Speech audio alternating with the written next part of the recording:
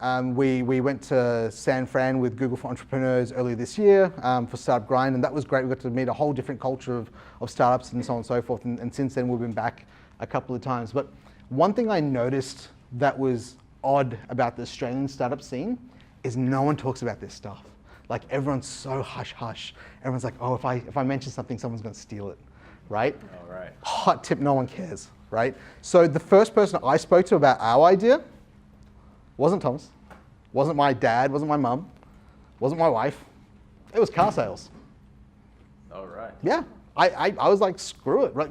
What are they gonna, like, it's not what are they gonna do, but I had connections within car sales that were high up, and I just wanted to get a gauge of what they thought of this concept. Like, they are the pinnacle of automotive retail in Australia, and they do such a good job, and their team is amazing, right? And they can, if they watch this, they can certainly send a check. You guys have my number. But like, you know, it's what they do and what they've grown in this country is phenomenal. So if I want to beat the best, I have to know what they do. And I had good insight to how the business operated from a dealer point of view, because I'd used it for 15 years, right?